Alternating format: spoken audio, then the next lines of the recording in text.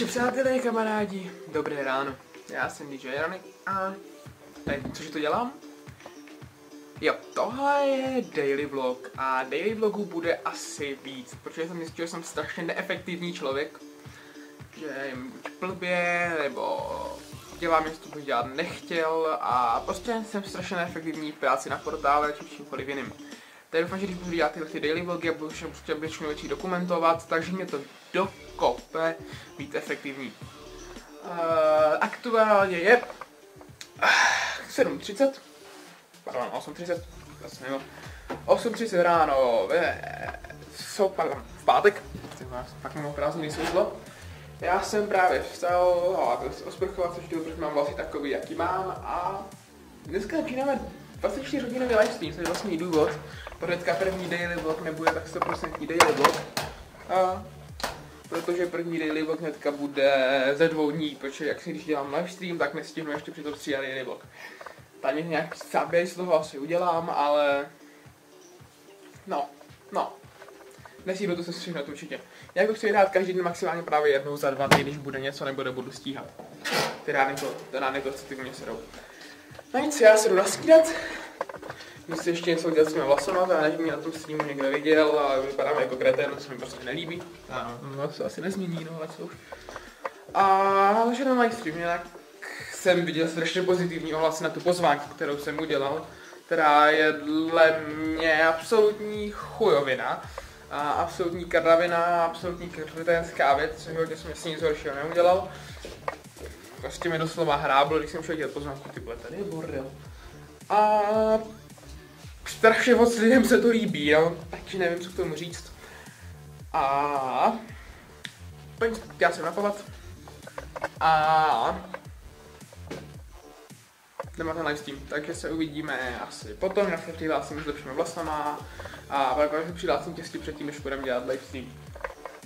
Čas vidíte za mnou, jdeme na to.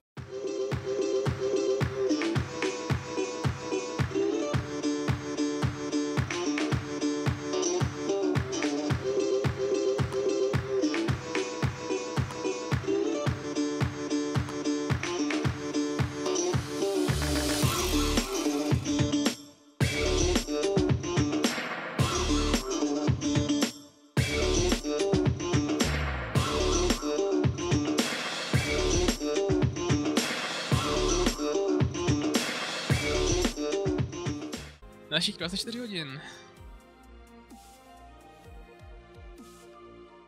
10, 9, 8, 7, 6, 5, 4, 3, 2, 1 a 1. Tak, 9:45 zahájili jsme o 45 minut později, než bylo plánováno, až 24 hodinový livestream, takže teď už jede oficiálně náš krásný odpočtík a se to blíží. Nice. 4, 3, 2, 1. Je to tam! Dali jsme to. Pojde 24 hodin za náma. Draze je hovado a chrápe, ale 24 hodin. Nevím, jestli tady někdo zůstal. Předpokládám, že jsme zůstali jenom my dva. Tak se nelaguju jako kretén, ale sedem na to. Jste shiny jak žárovka, aspoň se nesekám. No, děkuji za respekt, že jsem to dal. Lloyd to dal taky, Lloyd má taky respekt. Vám dáme vaše joky tady s krytama na telefon a s fotkama. Si někdy můžem pobavit. Kryty na telefon jsem schopen sehnat, to je tak všechno. Takže díky, že jsme tady zůstali teďka na ten konec. Já tuším, kolik vás tam je, já se pravděpodobně zeptám mého prohlížeče. 8, pěkný! Tak jsme za dnešní, polomeno včerejší stream potkali... Čete, chcípni. Chcípni záznamy okna. Tak jsme za tenhle stream potkali youtubera, potkali jsme všechno možný. Zahráli jsme Cards Against Humanity. Došla mi rámka, právě teď. Zahráli jsme Counter Strike, Draze vyrageoval, Draze usnul, zahráli jsme Minecraft. Zahráli jsme snad úplně všechno, co jsme chtěli. Prohráli jsme Portal Co-op, kompletní celý. a nalákali vás na single. Tak jsme to udělali s fakt celkem dost. A já jdu na hodinu spát a varím pryč, já jsem fakt mrtvej, takže se mějte všichni pěkně a... Tak, je tady den po streamu. Čili sobota je cca 3 odpoledne. S tím jsme skončili v těch 9:50, já jsem si potom vyjel pro oběd a já jsem zase zpátky. A jediný, co po 24 hodinách streamování a spaní, to je dobře, předtím, když jsem si pro oběd, jsem spal 15 minut přesně. Tak jediný, co to můžu říct, je, že jsem nehorázně, ale nehorázně mrtvej.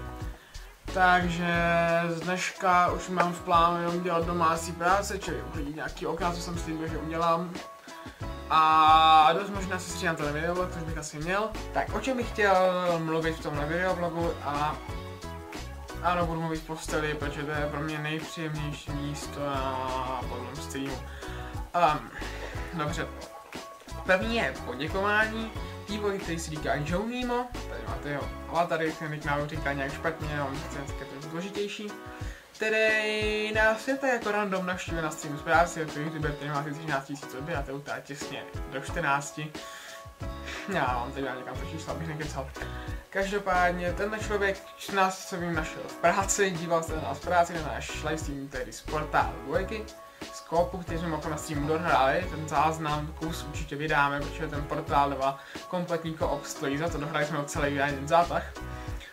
Tak nás tam navštívil, pak si s námi zahrál, vlastně koupil si a zahrál si s náma hru Tabletop Simulator Cars Against Humanity, karty proti lidskosti, které jsme hráli potom vlastně přes noc, od 1 asi do 4. Ta hra nás bavila, předpokládám, protože jsem mi celkem smál a byl to smíškal strávený čas a navíc jako sdílnul náš stream. Takže nám udělal reklamu a bylo to takové jako příjemné, že byste řekla, že přišlo nějaké jako moc lidí a měli jsme nějaký mega hype, ale podpořil nás to, aby řekl, že děláme, co děláme, bylo to takové zajímavé. Zahráli jsme si s ním tu hru a pak ještě Counter Strike a nakonec ještě spát, byl tam snad vlastně celou noc. Takže to bylo takové jako porve, jsme tam měli nějaké hosta. V popisku máte když taky jeho kanál, točí z privátního serveru Undermine, kdybyste to nikdo neznali.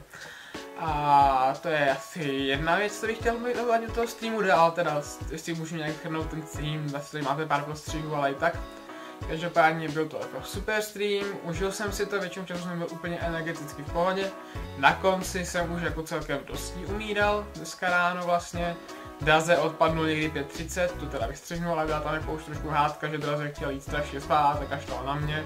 Usnul, probral se, šel spát a ignoroval mě, každopádně nějak jsme to všechno podešili a stream se nakonec dostreamoval z mýho datového modulu vlastně dat, což znamená, že jsem přišel o 5 GB dat z 30, no, co už. Každopádně stream jsem teda dostreamoval aspoň na HDčko, už to je fakt mě 2K. A na konci to bylo taky dobrý, bylo tam 8 lidí, takže jako cool. Na tom konci vzniká taková zajímavá věc, já teda chápu, že už hodně lidí mohlo být velmi ovlivněno tím, co se tam dělo, jo? Že se tam, já jsem byl unavený nehorázně, bylo brzo ráno, kdo tam byl se mnou delší čas noci, třeba jako Philips, tak musí být taky nehorázně unavený a venku asi prší. Nevím. A cíl jste takový, jako nevím, jestli to mysleli vážně nebo joke. Philips tam mluvil o tom, že chtěl jako třeba náramek live games a nebo krytý na telefon. Já chápu, že to byl jako asi joke, protože prostě na merch fakt náš kanál není velký, máme 300 odběratelů, ale s tím 8 lidí, jo. Každopádně, když toto psali mysleli vážně, tak mě když tak někam napište a můžeme se domluvit, určitě vám poskytnu minimálně logo ve vysoké kvalitě, nebo třeba můžeme si dohodnout, že bych něco zajistil. Kryty na telefon teoreticky můžu zajistit, to je jediná věc, kterou dokážu sehnat. Nějaké slušné cenové míře. Trvá to dlouho, než mi ho dodají, ale můžu zajistit. Jinak jako nevidím důvod, proč náš kanál sakra měl mít merch při naší velikosti, ale pokud byste někdo přál moc, tak se to určitě dá dohodnout. Tak, to já si všechno, z čeho teďka mluvit v posteli. Dostříhám tohleto video a musím se ještě pustit do nějaké práce, co mám. A měl bych se vrhnout i na sestříhání některých těch streamů a umytí zbytku těchhle nádherných oken. Ale takyž někdo musí jaký umít. A hlavně chci spát.